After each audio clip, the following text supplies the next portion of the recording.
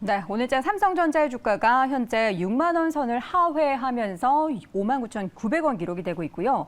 SK하이닉스도 8만 3천 원대까지 밀리면서 주가가 2%대 밀리고 있습니다. 오늘 외국인 투자자들의 반도체 업종에 대한 매도가 과연 단기적으로만 생각해 봐야 할지 내년도 업황에 조금씩 빛이 보일 때까지는 이런 출렁임을 계속해서 염두에 둬야 할지 관련한 이야기 메리츠증권 이권희 차장과 함께 나눠보겠습니다. 차장님 어서 오세요. 네, 안녕하세요. 네, 반갑습니다. 필라델피아 반도체 지수 얘기부터 좀 해볼까요? 네. 반도체주 하락하면 여기부터 보게 되잖아요. 네. 미국은 어땠나 봤더니 역시나 1%대 하락을 했습니다. 네. 근데 중요한 건 그 배경일 텐데요. 뭔가 이유가 있었습니까? 일단 뭐 지지난주 정도부터 항상 주가 반등을 하면서 사실은 그때 이슈를 좀 보시면 되는데 그때는 주 이슈가 뭐 연준의 이제 속도 조절론도 있었지만 사실은 중국의 코로나 확산이 이제 되는에도 불구하고 조만간에 제로 코로나 정책을 좀 포기하지 않겠냐라는 그런 기대감이 좀 시장에 많이 반영이 됐었는데 오히려 이제 중국이 코로나 확산이 더 심해지면서 여러 가지 지금 뉴스에서 안 좋은 얘기들도 나오고 있고 뭐 여러 정부에서는 여전히 제로 코로나 정책을 유지하겠다고 얘기를 하고 있기 때문에 이런 코로나 확산에 대한 수요 감소 우려 이런 것들이 좀 반영이 됐다라고 보시면 되고 애플이 이제 폭스콘 공장도 가동이 이제 중단되면서 엄청난 손실을 입고 있다라는 것도 보도가 되면서 사실은 이제 전방 수요에 대한 우려 이런 것들이 지금 이제 반영이 됐다라고 보시면 될 것 같고요. 사실 이제 미국에서 이제 필라델피아 반도체 지수가 빠진 거에 대해서는 뭐 사실 뭐 반장밖에 안 열렸던 시장이기 때문에 여러 가지로 반영이 다 됐다라고 보기는 좀 어려운데 여전히 이제 제로 코로나에 대한 뭐 정책 전환 이런 기대감이 이제 다시 실망으로 좀 바뀌면서 가장 경기에 민감한 어떻게 보면 IT 쪽에서 가장 민감한 반도체 쪽이 좀 먼저 타격을 입고 있다라고 보시면 될 것 같습니다. 네.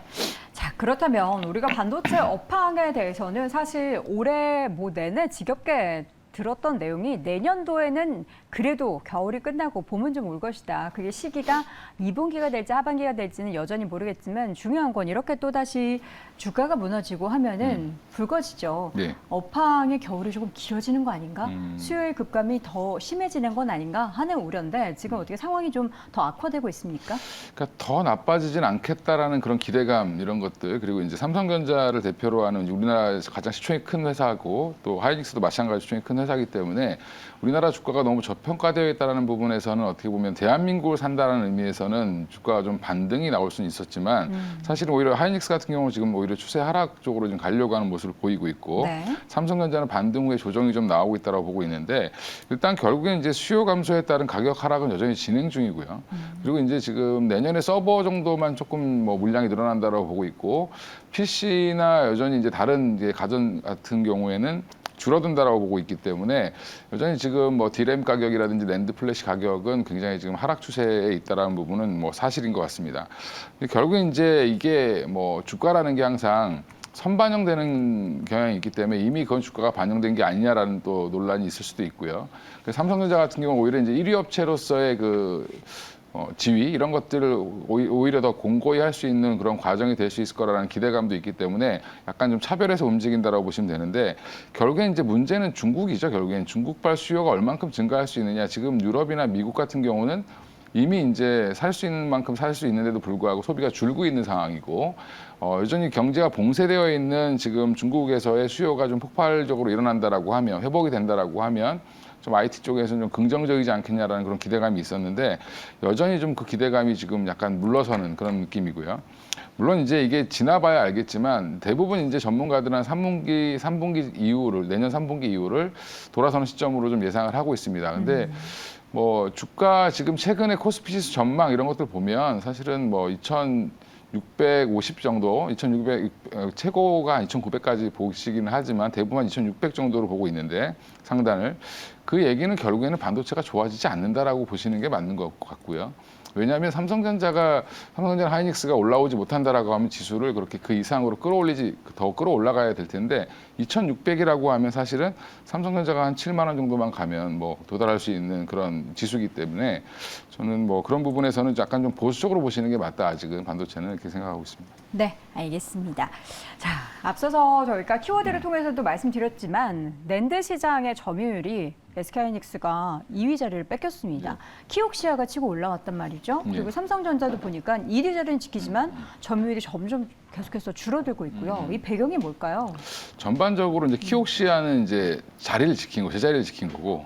조금 올라왔던데요? 그러니까 점유율이나 판매량 네네, 봤을 때는 네. 그러니까 점유율이 올라온 거고 판매량은 똑같습니다. 않았다. 줄지 않았다. 그러니까 회복됐다. 그렇죠. 키옥시아는 이제 공장 한 2개 라인 정도가 이제 오염 물질이 나오면서 한동안 가동이 좀 중단됐다가 그게 이제 해결되면서 가동이 지금 다시 되기 시작을 하고 있고요. 네. 그리고 이제 그러니까 같은 랜드 플래시 메모리여도 이제 뭐 사용처가 조금 다르다고 보는데 그게 이제 그 SK 하이닉스가 원래는 한 5위 업체였습니다. 랜드에서. 근데 이제 인텔 사업 부분, 인텔의 이제 랜드 플래시 사업 부분을 인수하면서 2위로 이제 점유율은 껑충 뛰었는데 그 결국엔 그 점유한 그 인수한 회사 인텔에 인수한 그 사업 부분을 지금 뭐 정상 가동화가 완벽히 되지는 않았지만 또 문제는 그쪽에 생산하고 있는 SSD라는 그런 품목을 보면 사실은 좀 아직은 그 판매가 좀 부진할 수밖에 없는 시장이기 때문에 이런 부분들이 결국에는 키옥시아는 자리를 지키고 SK 하이닉스는 판매량이 줄면서 어떻게 보면 좀 떨어졌다. 그래서 약간 일시적으로 키옥시아가 한 2위로 올라오는 그런 모습을 보였다라고 생각하시면 될 것 같습니다. 네.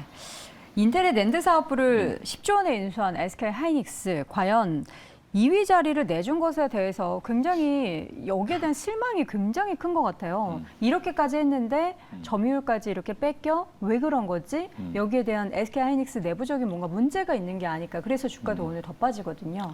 그러니까 인텔의 이제 낸드 사업부를 인수해서 솔라다임이라는 회사로 만들었죠. 네. 그리고 이제 100% 자회사를 뒀기 때문에 법인이 이제 엄연히 다르고요. 그 안에 이제 뭐 CEO 교체설부터 시작해서 임원진들 다 교체한다 이런 얘기도 지금 나오고 있는데 결국엔 그 아까 말씀드린 SSD가 부진하다. 그러니까 하드디스크, 그러니까 외장 하드 같은 거라고 보시면 될 것 같은데 그 시장이 지금 굉장히 지금 좀 많이 판매량이 감소되면서 네. 이런 부분들이 약간 좀 부진했다라고 보시면 되고요. 여전히 이제 점유율은 상승했는데 업황 부진 이런 여파도 있고 또 하나는 이걸 인수했는데 인수 작업이 완벽하게 다 끝나진 않았습니다. 지금 아직도 뭐 대금을 더 지불해야 되고 그리고 여전히 지금 뭐 경영진들을 그러니까 이 사람 써봤다가 또 교체해야 되고 뭐 여러 가지 이제 내부적인 문제가 좀 있다라고 보시면 되고요. 네. 그러니까 인수 대금도 여전히 좀 문제가 되고 있습니다. 인수대금 얼마나 더 내야 되죠? 지금 한 20억 달러니까 우리나라 돈으로 한 2조 6천억 정도, 6, 7천억 정도 더 내야 됩니다. 부담되는 금액인 건가요? 2조 그러니까 그렇죠. SK하이닉스의 그렇죠. 보유 현금에 대비해서? 지금 SK 하이닉스의 현금 보유 금액에 대비해서는 좀 부담되는 금액이죠. 부담되는 금액이고 그러다 보니까 투자 설비도 지금 오히려 50% 이상 줄이겠다라고 지금 얘기를 하고 네. 있고 한 5조 정도 현금이 있는 걸로 알고 있는데 이제 이거 여기에다 다 쏟아부으면 사실은 여유 자금이 좀 부족해질 수도 그렇죠. 있죠. 이런 부분들을 감안하면 사실 SK 하이닉스는 지금 또 이제 회사채 시장이 또 워낙 안 좋기 때문에 뭐 한간에는 회사채를 발행하려고 했다 실패했다 이런 루머까지 좀 돌았는데 네. 뭐 이거는 뭐 확인되진 않은 거기 때문에 그런 부분들까지 좀 반영이 되면서 SK하이닉스가 자금난에 허덕이는 게 아니냐 뭐 지난 분기 그러니까 그리고 랜드 플래시 사업 쪽은 계속 지금 적자가 너무 크게 나오고 있어서 인수 비용이라든지 투자되는 금액은 많은데 여전히 이제 돈을 회수하지 못하고 있는 상황이고 또 마침 또 업황도 같이 안 좋아지면서 조금 힘들어진 상황이다라고 보시면 될 것 같습니다. 네. 지금 SK하이닉스의 주가 차트를 제가 쭉 보고 있는데요. 2020년도에 7만 원대에서 15만 원대까지 주가의 상승이 그려진 뒤에 2021년에는 9만 원대까지 내려왔다가 다시금 한 13만 원대까지 올라갔습니다. 다시금 주가는 내려와서 8만 원 선을 유역받고 있는 이 상황 속에서 과연 지금 업황도 완전하게 바닥을 찍었는지에 대해서도 아직은 물음표, 지금 살얼음판 같거든요. 여기에서 주가의 종목에 대한 매매 전략은 어떻게 좀 고민을 해봐야 될까요? 그러니까 하이닉스는 어떻게 보면은 삼성전자보다는 실적에 좀 많이 따라서 움직이는 경향이 네. 있습니다. 삼성전자는 오히려 조금 그런 부분 좀 덜한데 지금 하이닉스가 분기 실적이 최고로 좋았던 시점은 2분기였거든요. 이제 2022년 2분기였고 그 뒤로 계속 이제 내리막길을 걷고 있고 지금 4분기에는 적자 전환 예상이 되고 있습니다. 그렇다라고 하면 이제 주가의 고점을 3월에 찍었다라는 부분은 이미 한 3개월 정도 선반영해서 주가는 한번 고점을 찍고 내려오는 상황이기 때문에 네. 지금은 이제 어느 정도 반영을 많이 돼 있다라고 볼 수 있지만 사실은 이제 회사채 발행이라든지 이런 것들까지 이제 엮어서 생각해 볼 때는 조금 아직까지는 좀 보수적으로 이제 보시는 게 맞을 것 같고요. 지금 너무 급하게 하이닉스가 반등을 주지 않겠냐라고 접근하시기보다는 전저점을 한 번 더 깰 수 있다라는 그런 가능성을 열어놓고 보시는 게 맞을 것 같습니다. 그래서 저는 그래도 좀 어느 정도 지지할 수 있는 선은 한 8만 원에서 한 뭐 7만 8천에서 8만 원 사이 정도에서는 좀 바닥을 좀 형성하려고 하지 않겠나라고 생각하고 있는데 네. 그 선이 무너진다라고 하면 사실은 한 뭐 6만 원까지도 이제 지켜봐야 되기 때문에 지금은 좀 뭐 너무 공격적으로 대응 안 하시는 게 좋을 것 같습니다. 알겠습니다. 자, 이어서는 삼성전자 이야기를 좀 해보겠습니다. 현재 구간에서 삼성전자의 주가도 지금 6만 원 선이 깨진 상황에서 59,800원 기록이 되고 있습니다. 삼성전자의 주가 하락도 뭐 비슷한 업황에 대한 부분인가요? 아니면 삼성전자 만에 뭔가 문제가 있는 걸까요?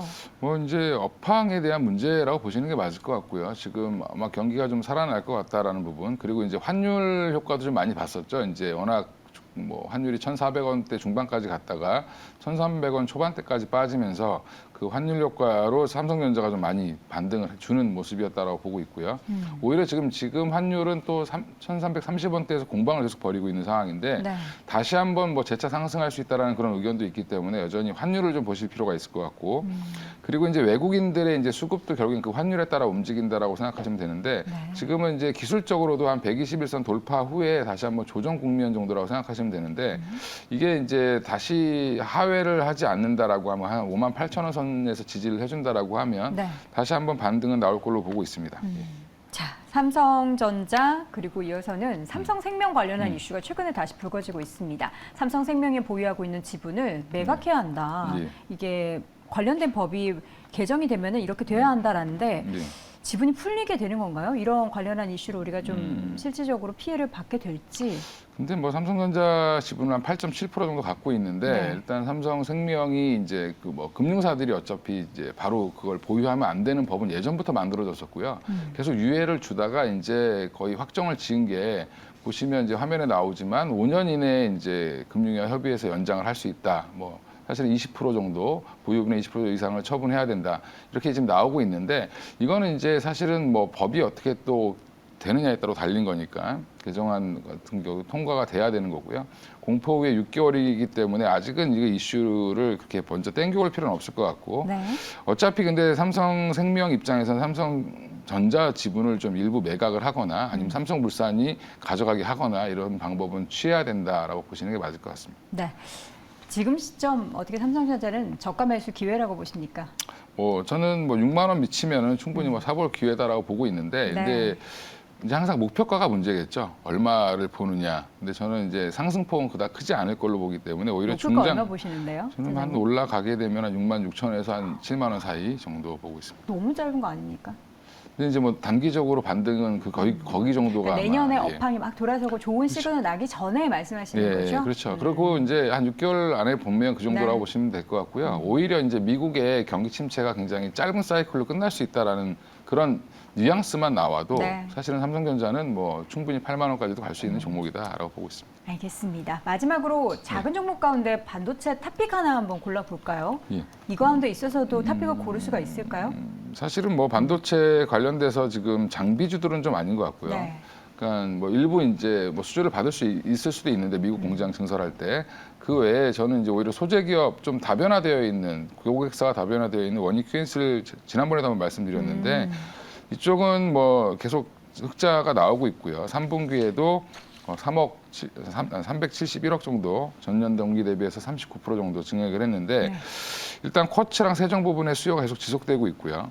그리고 이제 자회사 이제 인수했던 미국 회사죠. 모멘티브의 실적이 계속 서프라이즈 중이고 미국 내 증설도 좀 이루어지고 있기 때문에 미국 내에 추가적인 공급 라인을 더 확보한다는 부분. 그리고 이제 여러 가지 이쪽은 이제 뭐 소모품이기 때문에 어차피 반도체 가동 라인을 뭐 계속 엄청나게 줄이지 않는 이상은 계속 네. 들어가게 될 수밖에 없습니다. 그리고 TSMC 쪽에도 납품을 하고 있고 대만 쪽에도 공장을 갖고 있기 때문에 여러 가지 면에서 봤을 때는 이 회사가 그나마 좀 안정적이다라고 생각하고 있습니다. 알겠습니다. 자, 이렇게 해서 원희 QNC를 마지막으로 탑배 종목으로 확인해 봤고요. 오늘 이 시간 메리츠 증권의 이권희 차장 함께했습니다. 차장님 고맙습니다. 예.